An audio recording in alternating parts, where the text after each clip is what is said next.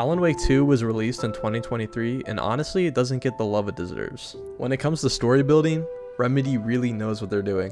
I mean, we've seen their work with Alan Wake 1, Quantum Break, Max Payne, and Control, and each of those games are great. From the get-go, if I had to give Alan Wake a review right now, I'd give it a 10 out of 10, and it's because just everything about Alan Wake 2 was perfect for me. I mean, obviously that doesn't mean the game is perfect, there's always flaws in everything, but it's the closest thing to perfection in video games that I've seen in a long time. My official review for Alan Wake 2 is going to be a 10 out of 10.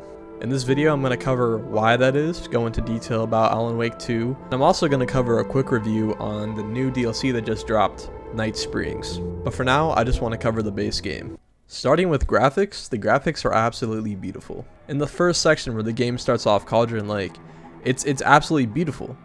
The forest is dense, there's a lot of vegetation on the ground, the lighting is amazing, the trees are beautiful, and everything about that area of the game is just absolutely incredible. They really get the atmosphere right in that section. It's eerie, but it has this sense of unrealism, I guess you could say, which is present in every location in this game. One of the other places that you're going to be spending a lot of time in this game is the Dark Place. And the Dark Place is essentially just a distorted, unrealistic version of New York that when you're in there, it just feels like you're in an uncanny version of the city. I've only played this game on PS5, but overall it ran great. No huge frame drops, no sections that would crash my game, nothing like that.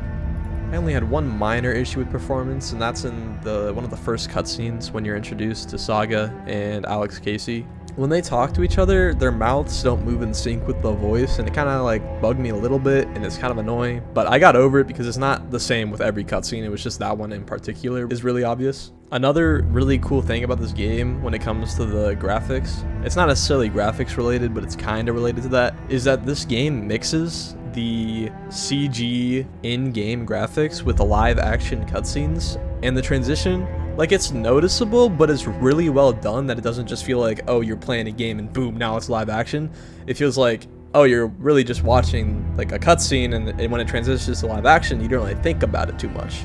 It's just really cool to see, and see it done very well. This isn't the first time Remedy has done this though. They've done it in Control a little bit. They went more heavy on this when they made Quantum Break, where you were playing like the game section, but then it would cut after you're done with the mission, it would cut to the show, which was live action. And it didn't switch like immediately from gameplay to live action, because honestly it wouldn't have worked very well with that game, given that graphics at the time in games weren't amazing. But it still worked, just not as great as Alan Wake 2 did it. Alan Wake 2 as a game kind of just combines everything that Remedy's been doing with their games into one, and it's really cool to see. Alright, so I suppose I should go on to the gameplay, which is another thing that most people are probably wondering about. The gameplay in Alan Wake 2 is really well done. It's kind of like Resident Evil. It has the third person over shoulder, and then you're shooting a gun, but it also incorporates Alan Wake mechanics like the flashlight. In the original Alan Wake game from 2013, you couldn't just use your pistol to shoot enemies, because in the Alan Wake universe, what happens is these enemies get corrupted by darkness, and you have to use your flashlight in order to get rid of that darkness. And the darkness is like a shield, so it makes them invulnerable. Alan Wake 2, just like Alan Wake 1, uses the same concept, and in Alan Wake 2, you can't kill most enemies without at least getting their darkness away with a flashlight, and sometimes even with stuff like flares and a flare gun, which are often very useful in getting rid of hordes of enemies. That brings me to my next thing, which is in Alan Wake 2, there are more than just one gun you're using. You're using a pistol, but for Alan Wake and Saga, you use different types of pistols. Saga uses her standard FBI pistol, while Alan uses a revolver that he had in Alan Wake 1. Throughout the game, Saga can unlock weapons such as a shotgun, a rifle, and also a crossbow. Saga can also find other stuff such as flammable gas canisters, which she can use to defend herself from enemies, as well as flares and flashbangs. When it comes to healing, it's kind of similar to Resident Evil. The health bar visually looks similar, but to get healing items, you have to find them around, and you can get stuff like painkillers and trauma pads, and then health kits, which all heal you a different amount each. So yeah, throughout the game as both characters, you're going to encounter some minor enemies, but there's also boss fights. These boss fights are mostly only in Saga's sections, and each boss fight is very unique. The concept of getting their darkness down and shooting them is the same throughout, but there's a different way that each boss works, and you kind of have to like think of it as a puzzle in order to navigate through the boss fight.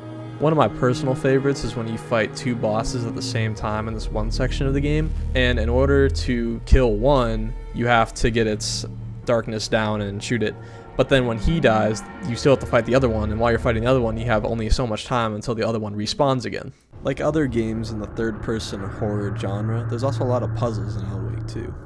Throughout the story, Saga is completing puzzles by gathering information and filling out her plot board, which helps you proceed through the story. The more stuff you have on the plot board, the more likely it is that you'll unlock the next section of the game. In one area of the game known as Coffee World, when you're playing as Saga, there's a section where you have to put together this party float, and there's 3 different pieces you need, and each piece has like a puzzle that you have to do to find it. And honestly, it was pretty well done.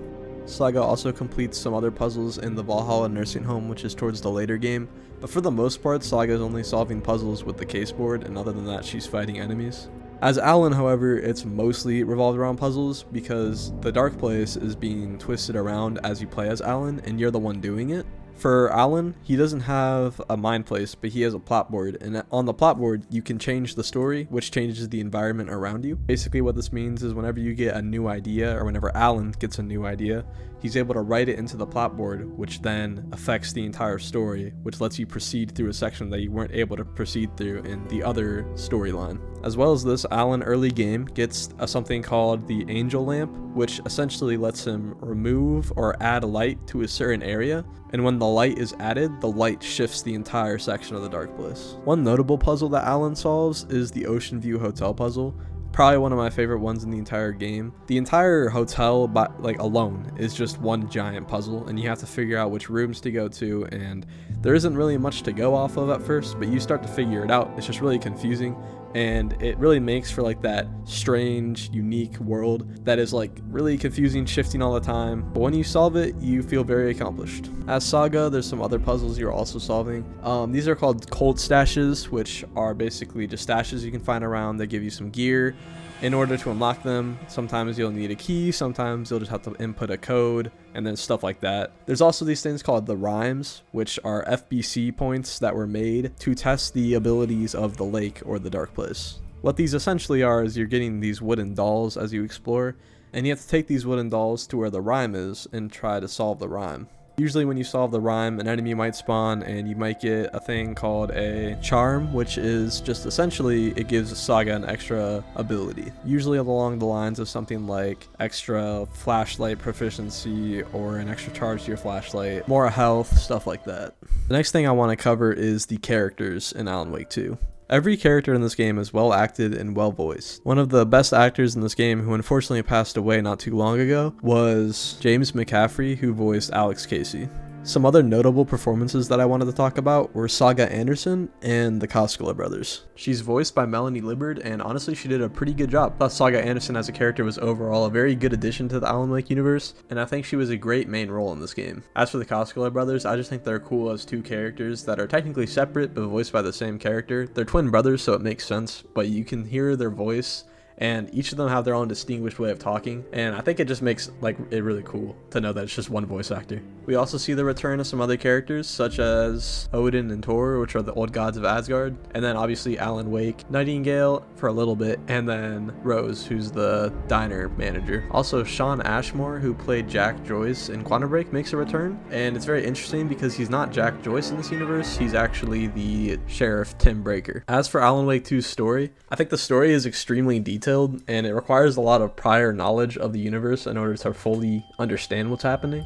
It's definitely a very confusing psychological horror thriller, but once you play other games like Alan Wake and Control and then go into Alan Wake 2, I feel like you'll fully understand what's happening. You'll be able to grasp it a little bit better. Obviously, in the name Alan Wake 2, it's a sequel to something, so you should probably play the first game first, but if you were thinking of going into Alan Wake 2 without any prior Remedy game experiences, I wouldn't recommend it because it would be a lot to go into, and I think you just should play the other games because they're pretty good anyway, and also they would help you learn a lot more about the universe. Alright, from here on out in this video, it's going to be spoiler territory. I'm going to be going into the DLC, and I'm also going to give a short story overview of Alan Wake 1, kind of just the intro. But if you don't want to hear any spoilers at all, I wouldn't recommend watching this. Otherwise, just minor spoilers, nothing too crazy. And here we go. Alan Wake 2 begins with FBI agent Nightingale, a familiar face from Alan Wake 1, waking up on the lake shore. He starts saying weird things and gets visions of Alan Wake. Then, as he proceeds, he gets attacked and killed by a mysterious cult. Then it cuts to a new character named Saga Anderson, and a familiar new character, Alex Casey. And the reason I say familiar is because he's played by Sam Lake, who is the director of the game, but also played Max Payne in the Max Payne games, but didn't voice him, he just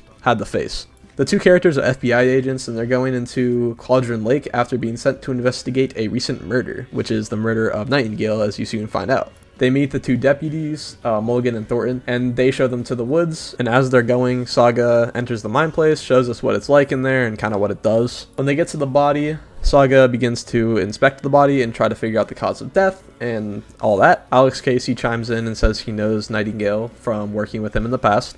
So they figure out who the body is, and then she connects it to some other murders that are found in the local area revolving around the lake. They follow the footsteps of Nightingale, and they come across this tree that looks like he can go through it, but it's blocked off, and there's a note page on the floor. Saga picks it up and begins to read it, and it's telling the story of exactly what's going on right now. She immediately goes to think that someone is just writing a fantasy about them and it's coming to life. However, they don't ponder about it too much, and they go back to Bright Falls, where they go to the morgue, and that's where they meet Tim Breaker. Tim Breaker is the new sheriff after the last game where his sister was the sheriff. Tim leads the two down into the basement, or the morgue, where they inspect the body.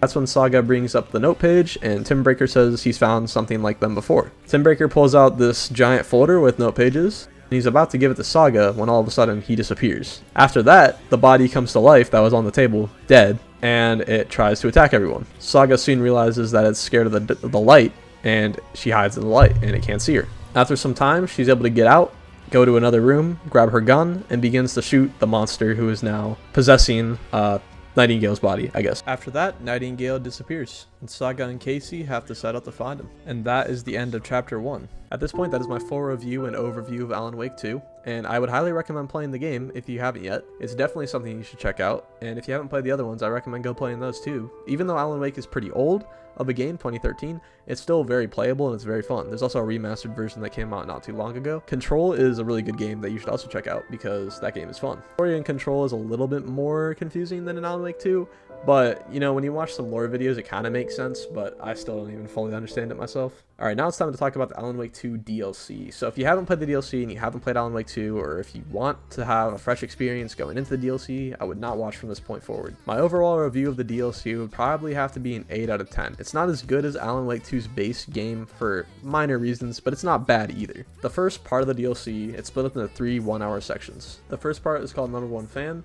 and overall it's fine. It's nothing special, it's just an action-packed story about a character who looks like Rose but isn't Rose, and she's looking for her missing lover who resembles Alan Wake but isn't Alan Wake, and she just goes on an action-packed adventure. There's a lot of fighting, a lot of horde enemies, but overall it's kind of just there to be action. The story isn't too amazing or anything. I mean, it's only an hour long and it's not too great. It's just kind of there. It's cool though. It's definitely something interesting. I just wouldn't say it's probably the best part of the DLC. The next section is called the North Star. This part of the DLC is enjoyable. It's definitely better than the first one in my opinion. It's more similar to the vibe of Alan Wake 2 with the horror stuff that's going on. You revisit like a weird version of Coffee World. It's a little bit different. It's not the same exact Coffee World. There's just a different atmosphere to it. But you're playing as a character who looks very similar to Jesse Faden from Control. However, it's not Jesse Faden. And this story is about her looking for her missing brother who is kidnapped by an evil coffee organization. And overall, this DLC part was actually pretty fun. I would recommend playing this one for sure. Definitely enjoyable. Alright, the last part of the DLC is probably my overall favorite in the DLC. It's called Time Breaker. It clearly had more ambition than the other two, but it didn't have enough runtime. Could have for sure been a lot longer. This section revolves around a character who is called the Actor, who is also played by Shawn Ashmore. And this character can travel through dimensions and is looking for Mr. Door and is trying to stop Mr. Door from killing all of the multiverse versions of Shawn Ashmore's character. This DLC is a little bit more trippy than the other two, and it is also really fun, and it goes back to the Ocean View Hotel, and I do really enjoy this section. There's also some cool stuff that happens towards the end where it kind of shifts game genres a little bit, and that part was really cool to play. I would give this section by itself probably a 9 out of 10, and if it was longer, I'd give it a 10 out of 10 for sure. But the story that they're building with Tim Breaker is really interesting, and I want to see this more. So I guess if I had to say, the biggest downside in the DLC is that each section was extremely short, and while each section was fine at an hour, I think Time Breaker could have been the entire 3-hour DLC, And I probably would have loved the DLC a little bit more because I would have been able to dive into that world a lot more, and that would have been so cool to see. However, the DLC we got is fine. It fits the Night Springs vibe, and honestly, I just think overall 8 out of 10. Very enjoyable DLC, just not as good as it could have been, and definitely not as good as the base game. But if you want to play some more Alan Wake content, this is definitely a for sure must play. Alright, so that's going to be the end of my review on the Alan Wake 2 game and its Night Springs DLC. I hope you enjoyed this video, and if you want to see more like this, subscribe and give me a comment and a like. I'll see y'all later. And some say that it moves forever, this road that I lose you on every time. And some say that